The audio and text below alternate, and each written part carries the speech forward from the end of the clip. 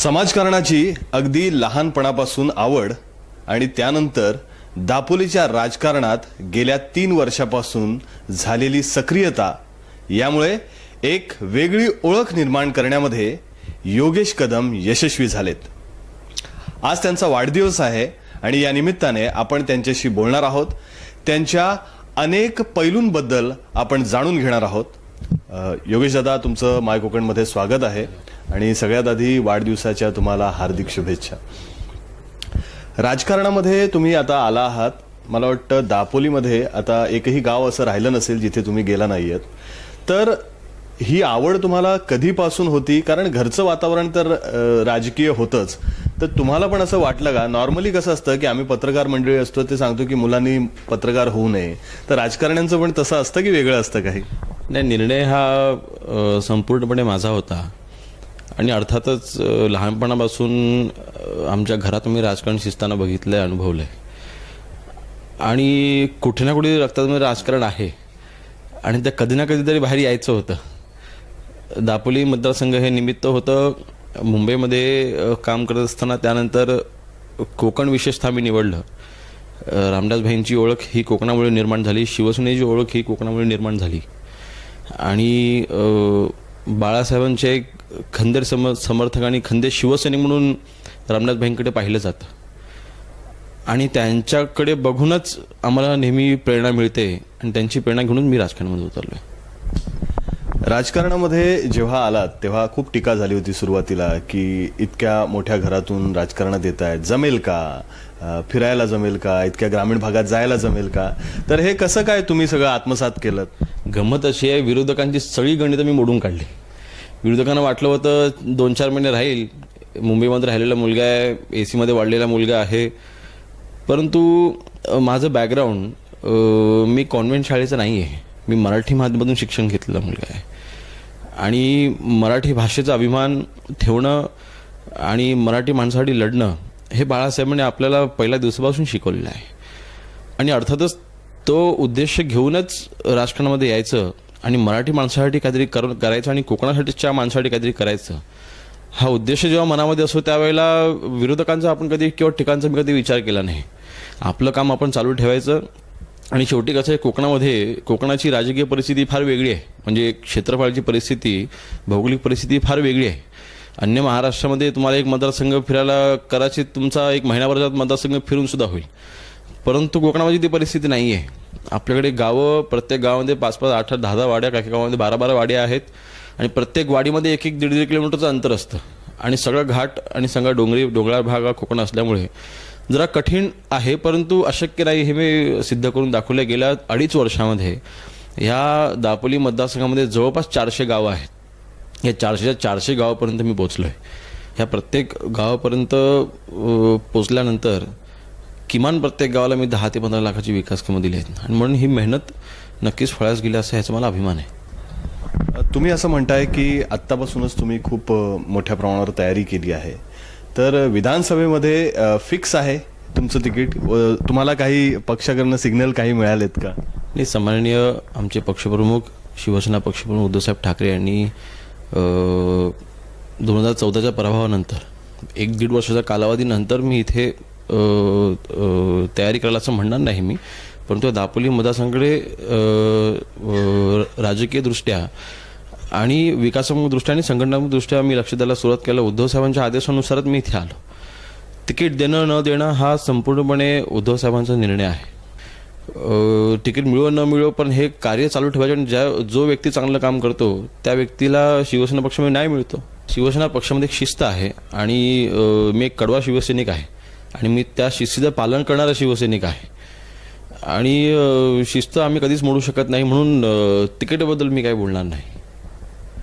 सुरुवातीला जेव्हा तुम्ही दापोली मतदारसंघामध्ये प्रवेश केलात तेव्हा मला आठवतंय की सूर्यकांत दळवी तुमच्या सोबत असायचे, तुम्ही ज्या कार्यक्रमामध्ये जायचात त्या कार्यक्रमामध्ये ते असायचे, तुम्ही त्यांच्या मार्गदर्शनाखाली काम सुरू केलं सुरुवातीच्या काळामध्ये आणि नंतर हळूहळू कटुता येऊत गेली। याचं काय कारण आहे बरं? मग कारण दळवी साहेबांनी आमच्यासोबत येणं का सोडलं ह्याचं कारण मी सांगू शकत नाही, परंतु मी आवर्जून सांगेन, सुरुवातीला ज्यावेळेला मी इथे राजकीय पाऊल ठेवलं त्यावेळेला प्रत्येक कार्यक्रमाचं नियोजन हे दळवी साहेबच करायचे. माझं त्यांना एकच म्हणणं होतं की साहेब, तुम्ही वरिष्ठ आहात, तुम्ही 25 वर्ष हा मतदारसंघ तुम्ही बघितलेला आहे, तुम्ही सांभाळलेला आहे, तुम्ही त्याची सेवा केलेली आहे आणि 25 वर्षाच्या ह्या तुमचा जो राजकीय अनुभव आहे तो मला इतक्या शॉर्ट टाईममध्ये मिळणार नाही. गावातल्या कुठल्या समस्या आहे, कुठल्या वडील काय आहे तुम्हाला कल्पना आहे. आपण सोबत मिळून काम करू आणि तिकिटाचा प्रश्न हा उद्धव साहेब सोडवतील. तो निर्णय शेवटी त्यांचा आहे आणि 5 वर्ष अगोदर तिकीट काही कुठलाही पक्ष किंवा शिवसेना पक्ष कधीच जाहीर करत नाही. मग ह्या 5 वर्षाच्या कालावधीमध्ये आपण आधी दापोली तालुक्याचा विकास बघूया. आणि विकास कामांना घेऊन मोठ्या प्रमाणात नाराजी ह्या मतदारसंघामध्ये मी स्वतःहून जवळून बघितलेली होती, अनुभवत होतो. आणि मग त्यांना मी हा पर्याय ठेवला होता की आपण सोबत मिळून काम करू. परंतु जसं तुम्ही मगाशी सांगितलं की काही काही विरोधकांना देखील कल्पना नव्हती इतकी ग्रीप मी या मतदारसंघामध्ये धरली. बऱ्याच जणांना वाटलं होतं की योगेश कदम 2-4 महिने राहिले आणि निघून जाईल. परंतु मी ठरवलेलं होतं की ह्या दापोली मतदारसंघाचा विकास करायचा आणि जे रामदासबाईंनी खेडमध्ये केलं ते दापोली आणि मंडणगडला करायचं हे मी ठरवून आलेलं होतं. त्यामुळे ज्यांची साथ मिळाली त्यांची साथ घेऊन, ज्यांनी साथ सोडली त्यांना बाजूला ठेवून मी पुढे गेलो. आणि दळवी साहेबांबद्दल माझ्या मनामध्ये आजही सन्मान आहे, उद्याही राहणार. त्यांच्याबद्दल कुठेही कटुता माझ्या मनामध्ये नाही. परंतु शेवटी शिवसेना पक्षाच्या विरोधात जर का कोण काम करत असेल तर मग त्याला विरोध करणं हे मला वाटतं माझी ही नैतिक जबाबदारी असं मी समजतो. हा मुद्दा धरूनच आपण पुढे बोलूयात. कारण तुम्ही म्हणालात की शिवसेनेमध्ये असूनच जर शिवसेनेवर टीका होत असेल तर त्याचा विरोध झाला पाहिजे. तर या ठिकाणी सूर्यकांत दळवी हे शिवसेनेमध्ये आहेत की नक्की काय आहे ह्याबद्दल तुम्ही वरिष्ठांशी काही चर्चा केलीत का? नाही, माझ्या विरोधात दळवी साहेब मला वाटतं आजपर्यंत कधी जास्त त्यांनी बोललेले नाही आहेत.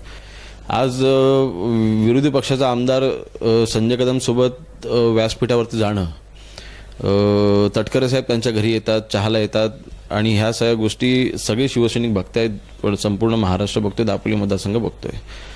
आणि अशा परिस्थितीमध्ये जर का जसं मी मागाशी म्हटलं की जर का शिवसेना पक्षाच्या विरोधात जर का कोण व्यक्ती भूमिका घेत असेल ती कुठल्याही पक्षाची असो, मग माझ्या पक्षाला बाळासाहेबांच्या विचाराला जर का कुठे धक्का पोहोचत असेल तर तो त्या विरोधाला 100% योगेश कदम विरोध करणार. विकासासंदर्भात चर्चा झाली तर सध्या आमदार संजय कदम आहेत इथे, तर ते काम करतायत की नाही करतायत? तुम्हाला काय वाटतंय? तुम्हाला दिसतंय काय? मला वाटतं काम करण्यामध्ये आणि काम करतोय असं देखावा करण्यामध्ये फार मोठा फरक आहे. रामदासभाईंनी गेल्या 4.5 वर्षामध्ये म्हणजे जेव्हा शिवसेना सत्तेमध्ये सहभागी झाली, गीते साहेबांनी जेव्हा शिवसेना केंद्रामध्ये सत्तेमध्ये जेव्हा सहभागी झाली आणि रत्नागिरी जिल्ह्याला 15 वर्षांतर शिवसेनेचे पालकमंत्री मिळाले रवींद्रजी वायकर साहेब, या तिघही नेत्यांच्या माध्यमातून दापोली मतदारसंघामध्ये जेवढी विकास कामं आली, जसं मगाशी मी म्हटलं की विधानसभेच्या शिवसेनेच्या पराभवानंतर 1.5 ते 2.5 वर्षाच्या कालावधीनंतर मी इथे आलो, परंतु विकास कामे ही त्यावेळेला सुद्धा येत होती. कारण त्यावेळेला सुद्धा जनतेच्या मागण्या रामदासभाईंपर्यंत, गीते साहेबांपर्यंत, वायकर साहेबांपर्यंत जात होत्या आणि त्यानुसार आपण मंजुरी मिळवून देत होतो. परंतु ह्या सगळ्या कामांचं श्रेय घेण्यासाठी दुर्दैवाने दळवी साहेब कधी बाहेर पडले नाहीत. त्यांनी कामांची आपण भूमिपूजन केली पाहिजे, आपण गावागावापर्यंत गेलं पाहिजे. जी बांधणी शिवसेनेची जिवंत होती ती थोड्याफार काळासाठी मोडकळीच गेली होती, ती पुन्हा आपण जिवंत केली पाहिजे.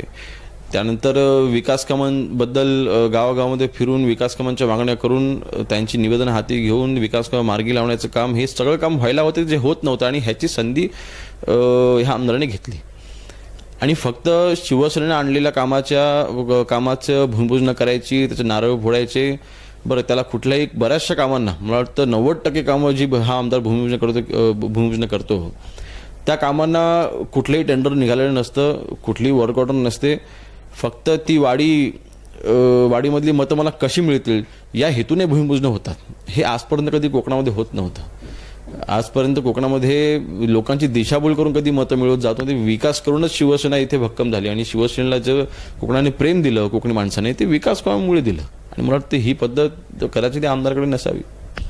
आणखी एक मुद्दा विरोधक या सगळ्या विषयावर बोलतात की तुम्ही जर 700 कोटी आणलं, 750 कोटी, तर ती गावात दिसत का नाहीयेत असा आक्षेप घेतला जातो. यावर तुमचं काय म्हणणं आहे? मला वाटतं बघणाऱ्यांनी त्यांचा चष्मा बदलला पाहिजे. जर का तुम्ही गावागावात गेलात आणि मुळात हा 750 कोटीचा आकडा आला कुठून, हा जनतेने प्रथमतः विचार केला पाहिजे. आज विकास कामांचा आता मी पाढा वाचत बसणार नाही, बराच वेळ जाईल त्याच्यामध्ये, परंतु काय ठराविक तुम्हाला उदाहरणं देतो. दापोली मतदारसंघामध्ये जवळपास 14 लघुपाट बंधारे आहेत. तर हे लघुपाट बंधारे शिरसाडी असेल, खेडमधलं न्यू मांडवे असेल, अशी बरीचशी आहेत. 14 आहे जवळपास. ह्या 14 लघुपाट बंधाऱ्यांची कामं गेल्या 15 वर्षापासून प्रलंबित पडली होती, रखडत पडली होती. आता त्या कामांमध्ये किती भ्रष्टाचार झाला, कोणी भ्रष्टाचार केला, त्या मुद्द्यावरती मी आता येत नाही, परंतु ह्या 14 लघुपाट बंधाऱ्यांची कामं पूर्ण करण्यासाठी जवळपास 96 ते 99 कोटीची निधीची आवश्यकता होती. आता निधी हवा असेल इतका मोठा तर मंत्रालयामध्येच वर्णी लागते. आज रामदास भाई कॅबिनेट मंत्री आहेत, वरिष्ठ कॅबिनेट मंत्री आहेत. रामदास भाईंनी कुठलीही विकास कामं मुख्यमंत्र्यांकडे किंवा अन्य मंत्र्यांकडे मागली, रामदास भाईंना कोणी नाही म्हणत नाही. एवढा सन्मान रामदास भाईंना आजही महाराष्ट्रामध्ये दिला जातो. आणि रामदास भाईंच्या माध्यमातून ह्या 14 लघुपाट बंधाऱ्यांची कामं पूर्ण करण्यासाठी 99 कोटीचा निधी आपण आणला. कामाला सुरुवात झालेली आहे.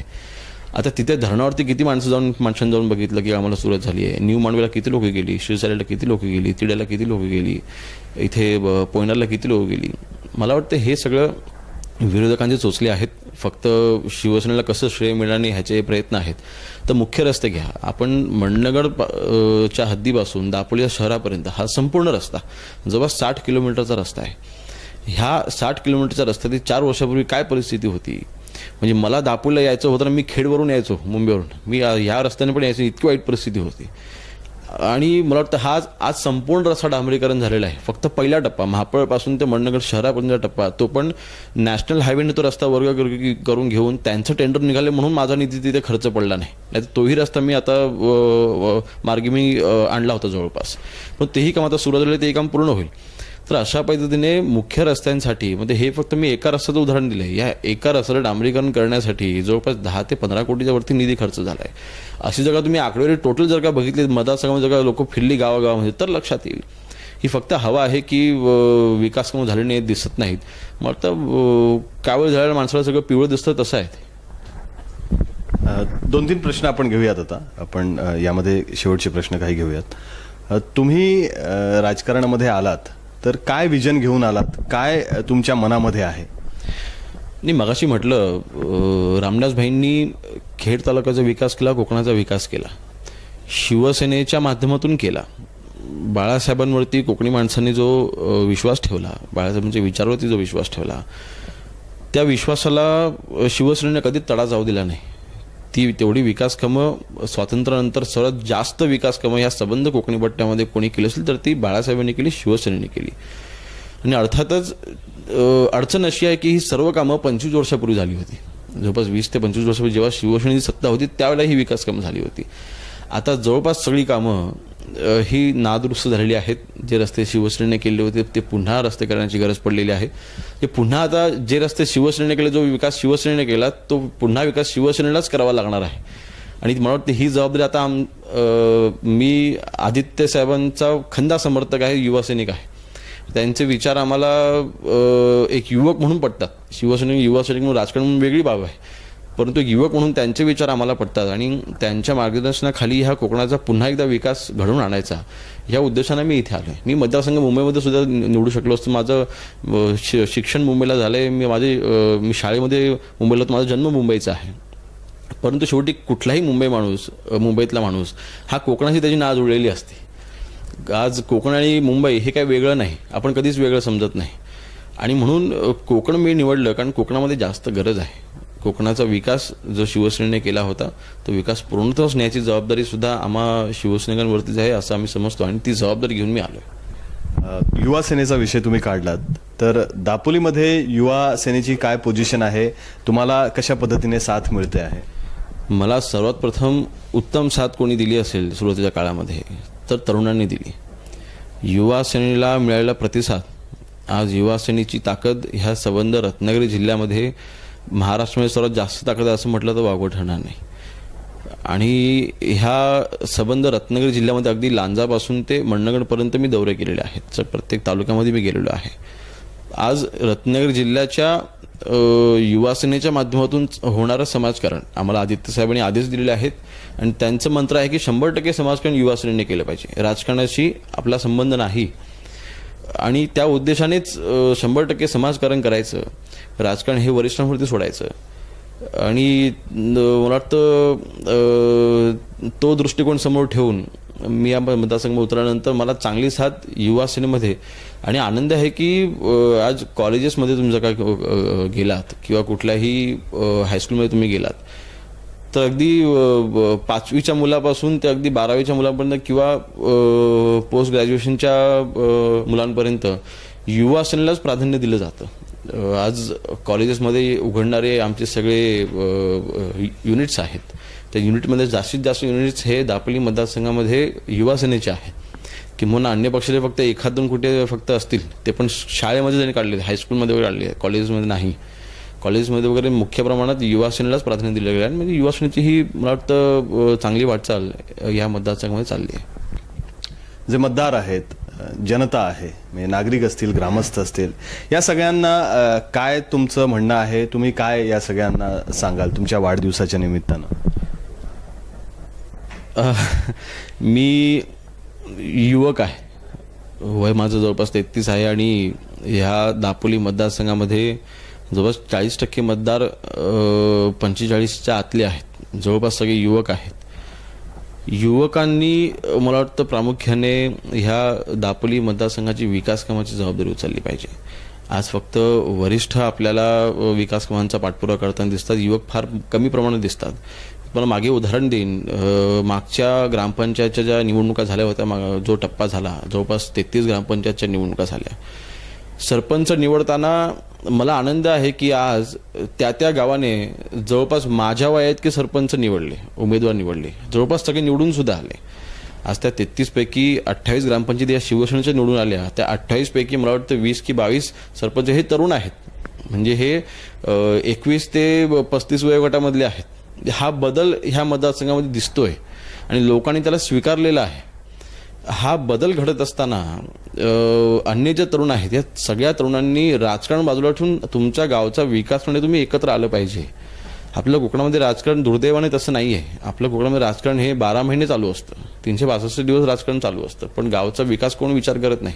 एखादा रस्त्याचं विकास काम करायचं असेल, शिवसेना विकास काम करत असेल, कोणातरी राष्ट्रवादीचं घर असेल तर तो रस्ता अडवतो, माझ्या जागेमध्ये रस्त्यामध्ये माझ्या जागेमध्ये देणार नाही. तर ह्या विचारसरणीमध्ये कुठेतरी बदल झाला पाहिजे आपल्या कोकणी माणसामध्ये, तरच ह्या कोकणाचा विकास होईल. आणि मला वाटतं आपण फार लहान गोष्टीमध्ये आपण समाधानी होतो. माझ्या वाडीसमोरचा 100 मीटरचा रस्ता केला की मी खुश, असं असता कामा नये. सर्वांगीण विकास झाला पाहिजे. आज कोकणामधला बहुतांश तरुण हा कोकणाच्या बाहेर जाऊन मुंबई, ठाणे, पुण्याला जाऊन नोकरी करतो. त्याच्या रोजगारासाठी आपण इथे काय प्रयत्न केले इतक्या वर्षामध्ये? जे खेडमध्ये प्रयत्न रामदास भाईंनी केले, मिलिटरी स्कूल उघडलं, कोकणामधलं पहिलं military school, Raigad military school, नंतर रत्नागिरीमध्ये आपण संभाजीराजे मिलिटरी स्कूल रामदास भाईंनी उघडलं. आज डेंटल कॉलेज उभं आहे, आज लॉ कॉलेज उभं आहे, ओपन स्कूल आहे. काही दिवसांनी इथे आपण कोल्ड स्टोरेजचं पहिलं प्लांट, ह्या रत्नागिरी जिल्ह्यामधलं कोकणामधलं पहिलं कोल्ड स्टोरेजचं प्लांट आपण खेडमध्ये सुरू करतोय, कामाला सुरुवात झालेली आहे इमारतीच्या. तर हे रोजगाराचे प्रयत्न देखील झाले पाहिजे. कोकणाचा माझा तरुण कोकणामध्ये कसा राहील, मग तर ह्या संबंध प्रवासामध्ये मला आज माझा वाढदिवस आहे. वाढदिवसाच्या दिवशी वरिष्ठांकडून आशीर्वाद घ्यायचे असतात आणि मला हाच आशीर्वाद ह्या दापोली मतदारसंघामधल्या सगळ्या वरिष्ठांकडून हवा आहे की हे सर्व पूर्णतः नेण्यासाठी मला तुमची ताकद, म्हणजे तुमच्या आशीर्वादाच्या माध्यमातून मला ताकद हवी आहे. आणि ताकद मला तुम्ही सर्व दापोलीची जनता द्याल, दापोली खेड मंडळाची जनता द्याल, ही आशा बाळगून मी आहे. धन्यवाद आमच्याशी बोलल्याबद्दल. पुन्हा एकदा तुम्हाला मी वाढदिवसाच्या शुभेच्छा देतो आणि अशाच पद्धतीने तुमची वाटचाल भविष्यात सुरू राहो या सदिच्छा देतो. आपण पाहिलं की योगेश कदम यांनी आपल्याबद्दल खूप काही माहिती आपल्याला दिली. त्यांच्या डोळ्यासमोर काय विजन आहे याबद्दल त्यांनी सांगितलं. तरुण आहेत, तरुणांनी साथ द्यावी असं त्यांनी म्हटलेलं आहे. त्याबरोबरच वरिष्ठांनी सुद्धा मला साथ द्यावी, कारण मला कोकणाचा, दापोलीचा विकास करायचा आहे आणि त्यांना एका वेगळ्या उंचीवर, म्हणजे तिथल्या लोकांना आणि या मतदारसंघाला एका वेगळ्या उंचीवर पोचवायचं आहे असं सुद्धा त्यांचं म्हणणं आहे. शमशादसह मुश्ताक खान, माय कोकण, खेड.